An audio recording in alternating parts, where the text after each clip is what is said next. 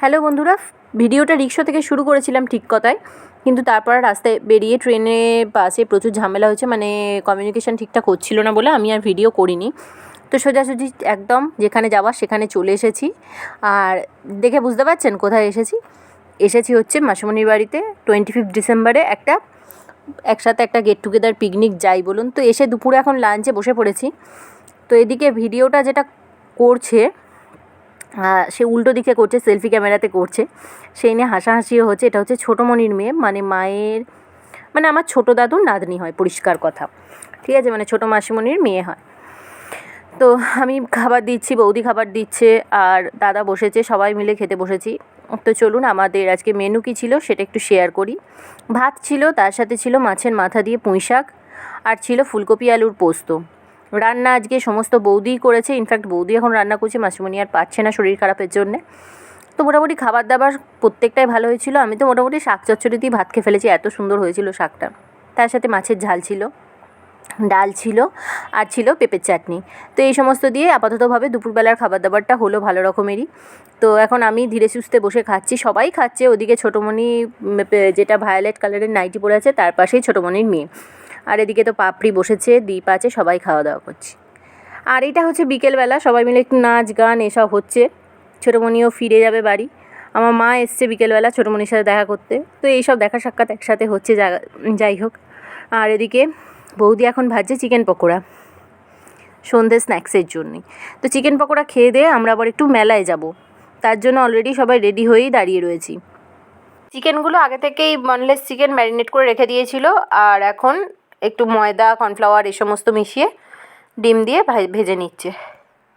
আর এদিকে আমিও পুরোপুরি একদম রেডি হয়ে গেছি, গলায় মাফলারও জড়িয়ে ফেলেছি। ভালোই ঠান্ডা পড়েছে, তবে আগের দিনের থেকে অনেকটা কম। আর ওদিকে দীপ দাঁড়িয়ে রয়েছে, এখনও রেডি হয়নি। যাই হোক, এখন রেডি হয়ে সবাই বেরিয়ে পড়েছি মেলায় যাওয়ার উদ্দেশ্যে। বাইরেটা বেশ অন্ধকার, সেই জন্য ভালো করে দেখা যাচ্ছে না। তো মেলার দিকে যাই, তারপর আবার দেখাচ্ছি।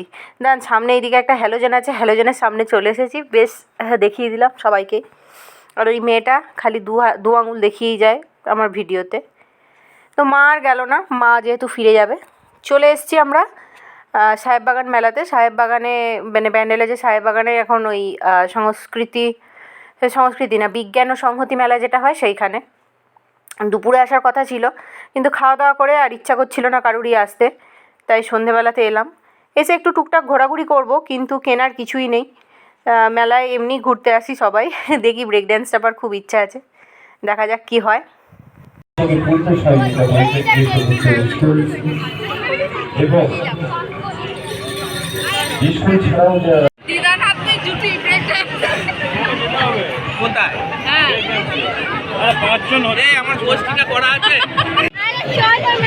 আমাকে যদি কোটি টাকা কেউ দেয় আমি যাবো। দীপকে অনেকবার বলা হলো, দীপ তো চাপলো না, দাদা বললো আমার বমি হয়। তখন তো আমরাই চারজন চাপলাম, আমি, পাপড়ি, ছোটোমণির মেয়ে আর ছোটোমণি।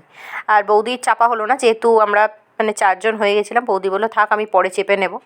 তো আমরা এই কজনেই চেপে পড়লাম।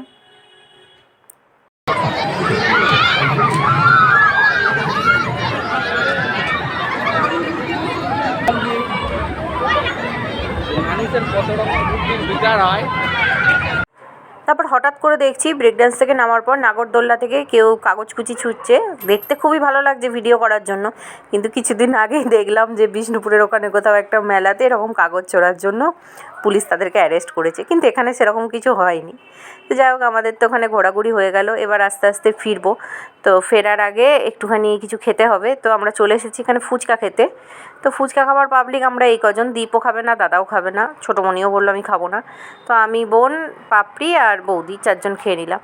তারপরে বাড়ি এসে তখন বিকেলে তো একটু একটু খাওয়া হয়েছিল, এখন আবার বাকিগুলো বৌদি ভাজলো, ভেজে আবার ভালো করে বসে এখন মণিও চলে এসেছে, মণি, পাপান, গুড্ডু, বৌদি, দাদা, আমি, দীপ, পাপড়ি, মাসুনি সবাই মিলে বসে বসে এখন চিকেন পকোড়া খাওয়া চলছে আর গল্প হচ্ছে।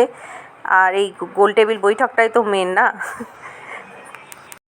তো সেই সব খেয়ে খানিক গল্প টল্প হলো। রাত্রের দিকে বৌদি বানিয়েছিল হচ্ছে দই চিকেন টাইপের একটা, মেথি চিকেন কিছু একটা বানিয়েছিল চিকেনের, তার সাথে বাইরে থেকে নিয়ে আসা হয়েছিল রুমালি রুটি। তো সবাই মিলে বসে বসে রাত্রে ডিনার করা হলো। এই একসাথে বসে খাওয়া দাওয়া গল্প, এইগুলোই হচ্ছে পিকনিকের মূল মজা, যা বলবো। মানে কী খেলাম সেটা বড় কথা নয়, সবাই মিলে একসাথে খেলাম, এটাই মেন ব্যাপার। তো চলুন, গুড নাইট।